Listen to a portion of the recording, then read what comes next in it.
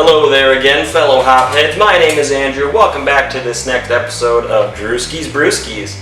Today we're going to be reviewing a pretty special one. This is a small batch release by Surly Brewing. This is a Scandinavian-Style Farmhouse Ale.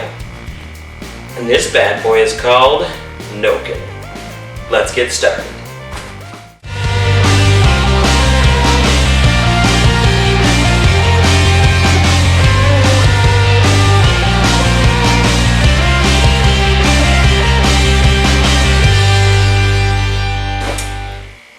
Alright, once again, welcome to this next episode of Drewski's Brewskis. In case you guys have not seen the first episode that I put out, it released last week, late Monday night, and I did Fuzzy Smack from Noon Whistle Brewing. If you haven't seen it, do be sure to check it out. It should be pretty easy to find, as I've only uploaded 3 videos with the count of this one. So yeah, it shouldn't be too hard to find, but definitely do go check that out. It was my first one, so it wasn't perfect. I'm hoping this one will be a little bit better. I did a little bit of change of scenery. It probably was for the worse because this background is, well, garage-like.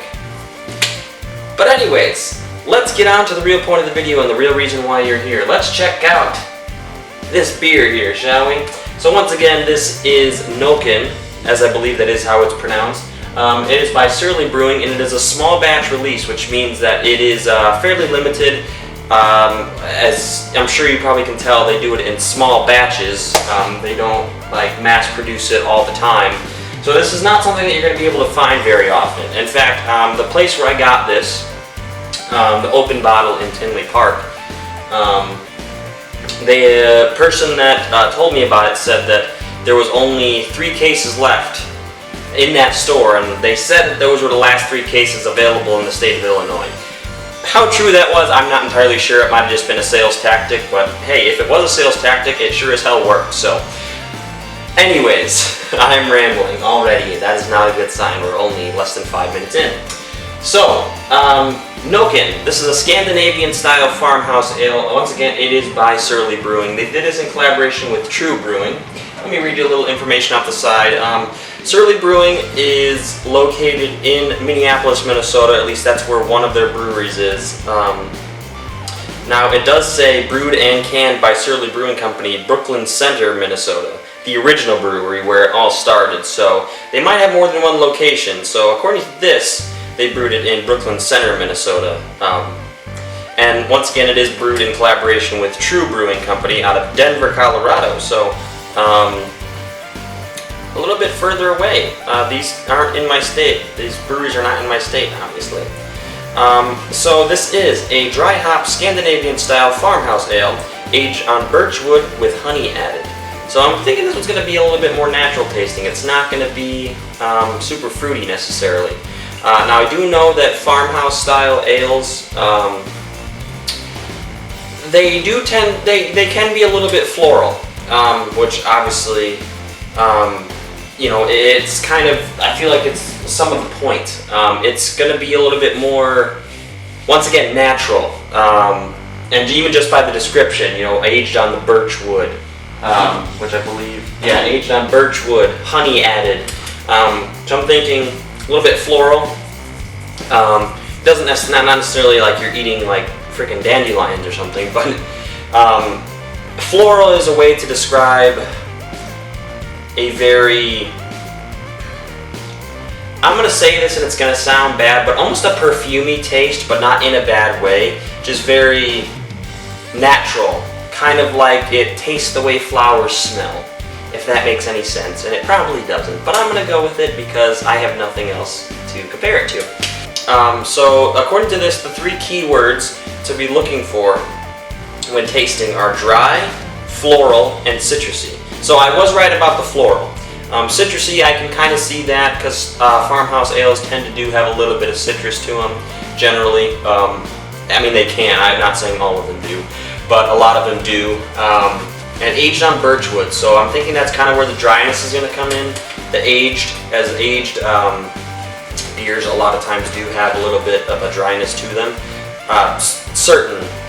Depends on what, you know, the aging and all that kind of stuff. Once again, not a brewing expert, I just like craft beer. So feel free to educate me if you know more than I do, which you probably do. And honey added, so it'll add a little bit of a sweetness to it, I'm just guessing. This does come in a 1 pint can. It's the big boy, it's not a little guy like the last time. And it is 9.3% alcohol by volume, so quite a big step up from the last beer that I did, once again, Fuzzy Smack. That was only a 4.9, I believe. So yeah, this is quite a big step up, but I'm still rambling. Let's get on to pouring this thing in a cup and taking a look at what it looks like, shall we? Alright, let's crack it open, pour it in the glass, and see what the coloration looks like. Take a little smell and get on to the main feature presentation. You're gonna have to excuse me, my nails were recently cut, so they're not as ample with opening cans as they once were. In fact, I just cut them a couple of hours ago. So I'm not going to smell it quite yet. I can't smell it as strongly as I did the Fuzzy Smack, but I also have not started pouring it out. So here's the glass. Let's pour her up, shall we?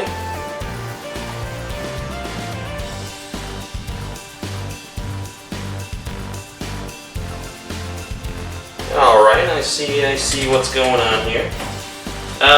Once again, nothing too crazy as far as color goes. It is a pretty standard beer color. This one, not nearly as hazy as the Fuzzy Smack was. There is a little bit of transparency to it. You can see it through it ever so slightly. And this one's actually leaning more towards an orange. It's not quite as golden. It has a little bit of a gold tinge to it, but once again, it's not as hazy. You can see through it ever so slightly. I can kind of make out the light there. So yeah, the Fuzzy Smack was pretty much completely hazy. Like you couldn't see through that at all. But this, it does have a little bit of light visibility coming through it. Where you're gonna kind of get rid of that is when you get into like porters and stouts and things like that. Or like even darker colors, which reminds me, to me, maybe this is just me spitballing here, but I almost imagined this being a darker color. I thought it was going to be like a reddish or like a burgundy or something like that. Like I thought that it was going to be, I thought it was going to have a darker tinge to it, just based off of the description, like with the floralness. But I guess floral doesn't always necessarily mean dark. But I did imagine, for some reason I pictured it being a red color. I don't know why. Just my imagination running wild a little bit, but let's give her a sniff, see what we smell. Ooh. Yes, it does have a very strong floralness to it. And I do have that citrus, kind of is an orange, maybe a little bit of lemon. But the moment we've all been waiting for, the moment I've been waiting for, it's Monday. One of the worst days of the week, actually the worst day of the week. Mondays might suck, but beer makes it better. Let's take the first sip.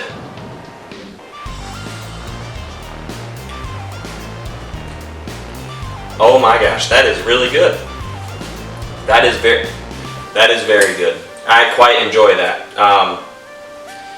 So what I'm tasting, yes, very floral, kind of a floweriness to it, not in a bad way, once again. Definitely orange. I do taste orange in that. They didn't specify the citrus, but I'm tasting a lot of orange. Tastes almost like peel, like an orange peel. Kind of almost the same citrusy tinge that Blue Moon has. That's just the way I'm going to describe it because that is the tinge that it has. I'm not saying it tastes like Blue Moon, but that's just the same sort of vibe that I'm getting, like the same citrusy vibe. And I do taste the honey in there too. It's very light, very mellow. You don't taste a lot of the honey, but it adds that sort of sweetness. Now, as far as the Birchwood, let's see. Yeah, I can kind of see a woodsy, like timbery, like aged taste. I do see a little bit of that, but if you wouldn't have told me that it was aged, I probably wouldn't have guessed it right off the bat. But yeah, it's not overly hoppy, so which, from my experience, from what I've had, a lot of farmhouse style ales are not usually super hoppy. Once again, it depends. I'm not saying that's a generalization, I'm just saying from my experience. But as far as drinkability, it is very tasty. It's very easy to drink. It doesn't taste like a 9.3 at all. If you wouldn't have told me, I'd probably finish a can of this too fast and then be like, whoa, what percent was that? Good job, Surly and Trve Brewing. Nokken, definitely really liking that. And the can is badass too. I'm gonna have to save that label. What would I give this out of 5?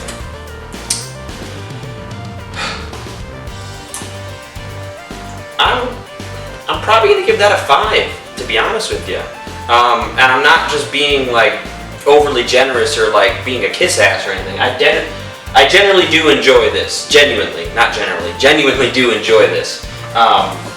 Alright guys, with that being said, I'm gonna wrap up this episode. I tried to condense it down a little bit, not make it so rambly and talky, so to speak. Just trying to get straight to the point and tell you how I feel about this brew right here. If you guys have any suggestions about beers you want me to review, do feel free to leave them in the comments below. I'll try to locate them. Once again, hope you guys enjoyed.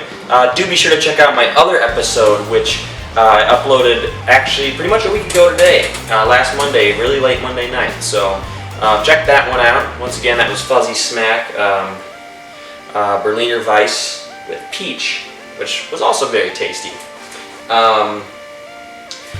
And one more thing before we split off here. I do have my very first brewery spotlight in the works. So I took some footage this past weekend just of the brewery itself. Now I did talk to some of the brewers, and they did agree to do an interview sometime. We just haven't officially set up a time and day yet. But I do have another idea for a spotlight in case that one maybe doesn't work out as soon as I want it to. But rest assured, there will be a brewery spotlight coming, hopefully before the end of the week. If not, it will be out early next week. But that will be coming very soon to a YouTube near you. Cheers, guys. Let me know down in the comments what you're cracking open tonight. I want to be interested to know. But with all that in mind, once again, and finally, thank you guys for watching. Do be sure to hit that like button, hit the subscribe button if you haven't, turn on the bell for notifications of whenever I crack open a new beer. Any suggestions for anything, leave it in the comments below. And I will see you guys next time. Cheers.